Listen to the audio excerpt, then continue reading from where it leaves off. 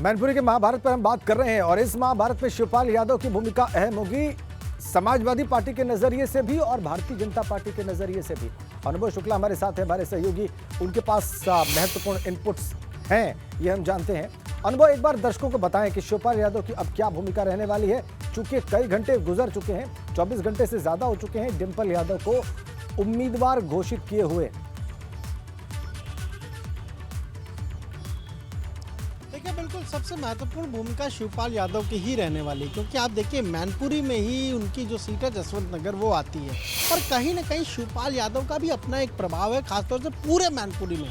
कल उन्होंने उन्नाव में क्या कहा कि हमें तो आपसे पता चला है, 1 या 2 दिन में बताएंगे, ठीक है क्या करना है। और हमारे पास जो जानकारी उसके मुताबिक कल कुछ ऐलान शिवपाल यादव कर सकते हैं, एक प्रेस कॉन्फ्रेंस कर सकते हैं, इटावा में वो रहेंगे और वहीं पर वो ऐलान करेंगे। लेकिन देखिए, आज आदित्य यादव से हमारी मुलाकात हुई और हमने जब पूछा तो उन्होंने कहा, एक तरीके से संकेत दिया कि खैर मैनपुरी में तो शायद वो साथ ही रहेंगे, अलग नहीं जाएंगे। हाँ, निकाय चुनाव अलग लड़ेंगे, लेकिन मैनपुरी को लेकर जब सवाल मैंने पूछा तो उन्होंने कुछ ऐसे ही संकेत दिए। हो सकता है कि कल शिवपाल यादव जब प्रेस कॉन्फ्रेंस करें और जानकारी दें तो वो भी ये कहें कि भाई चलिए ठीक है, परिवार के लिए हम सपोर्ट कर रहे हैं।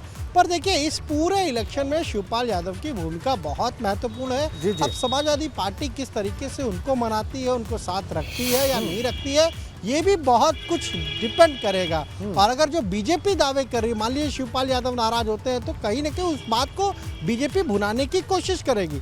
राजन, आजकल देखिए पॉलिटिक्स बहुत कैलकुलेटिव है और इस कैलकुलेटिव पॉलिटिक्स में बीजेपी ने जीत के फॉर्मूले बना रखे हैं। अब वो फॉर्मूले क्या है? इनको पता है कि कितने बूथ हैं, हर बूथ पे कितने वोटर हैं, वहाँ पन्ना प्रमुख लगाते हैं, उसको भी काउंट कर लेते हैं, वो कितना वोट डलवाएगा उसको भी काउंट कर लेते हैं। बहुत माइक्रोस्कोपिक प्लानिंग होती है, रणनीति बीजेपी ने बनाई हुई है। बिल्कुल ठीक कहा आपने, और वो हमने देखा है पिछले चुनाव में।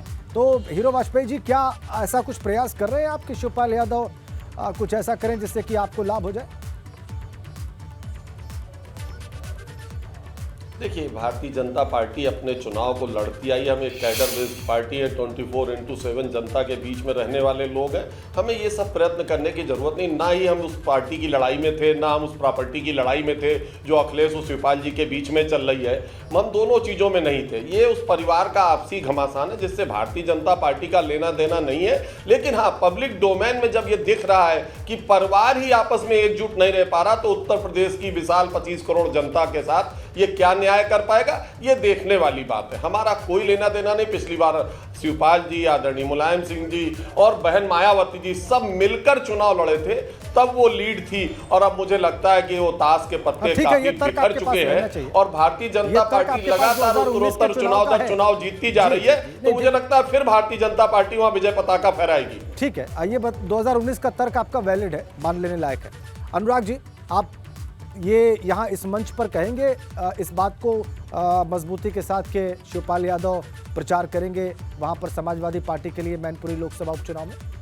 देखिए, बीजेपी के प्रवक्ता अपने कैंडिडेट की बात नहीं कर रहे हैं। सोचो कितने डरे से हमें, अपने बारे में नहीं बता रहे कि हमारा कैंडिडेट क्या होगा, उनका क्या होगा, समाजवादी में उनका क्या होगा, समाजवादी में उनका क्या होगा। अरे भैया, तो आप तो दिन में मुंगेरी लाल के हसीन सपने देख रहे हो भैया, मुंगेरी लाल के हसीन सपने कि दिन में ही जीतने जा रहे हो। अरे भाई, कैंडिडेट तो खोज लाओ, पहले कैंडिडेट तो कोई आ जाए तब तो लड़ोगे।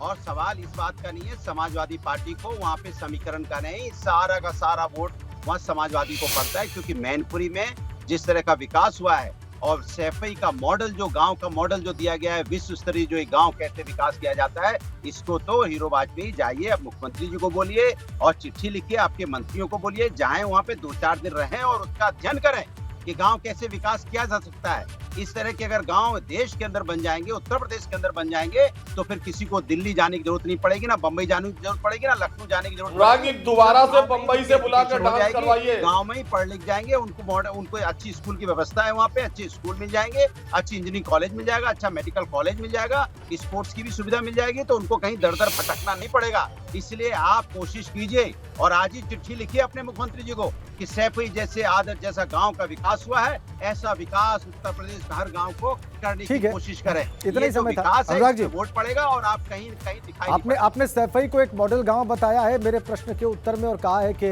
भारतीय जनता पार्टी को उस मॉडल गांव का अध्ययन करना चाहिए। अब इसी विषय पर इसी पॉइंट के साथ हमें बात समाप्त करनी पड़ रही है, समय इतना ही था, लेकिन शिवपाल यादव वाला उत्तर आया नहीं। अनुराग जी उसकी प्रतीक्षा में करता रहा।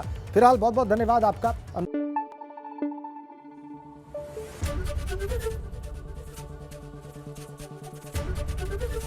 एबीपी गंगा, खबर आपकी, जुबान आपकी।